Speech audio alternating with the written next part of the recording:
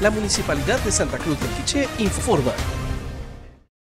Así es, precisamente hemos iniciado con el operativo para poder dejar expeditas las vías de tránsito, tanto vehicular como peatonal, en distintas zonas y avenidas del municipio de Santa Cruz del Quiché. Desde diciembre del año pasado se han girado notas a los señores comerciantes para tratar de llamarles a la cordura, ¿verdad? De que no saquen sus productos a la vía pública.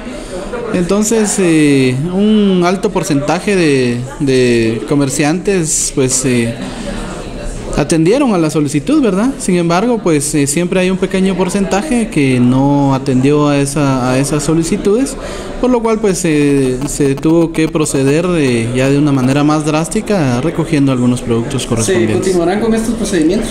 Así es, este es el primero de varios procedimientos que tenemos en pie. Ellos manifiestan su molestia, ¿verdad? En cuanto a que se haga el comiso de estos elementos que ellos utilizan para poder ejercer su comercio.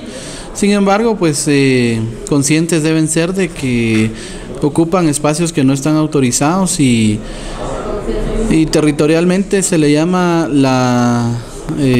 que sigue creciendo la mancha del mercado municipal, ¿verdad? No es por un despectivo, sino que así se llama en cuestiones territoriales, y esto es lo que estamos evitando, ¿verdad? Que siga en aumento estas ventas informales. ¿Qué pasará con esos comerciantes que sigan insistiendo en poner sus maniquís? El Código Municipal da la oportunidad de imponer una multa hasta de 500,000 quetzales, ¿verdad?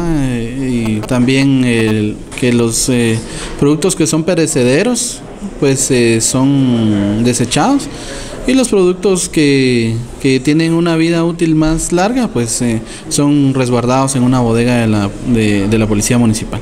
Hacemos un llamado, ¿verdad?, a los señores comerciantes, como dice la nota que hemos enviado.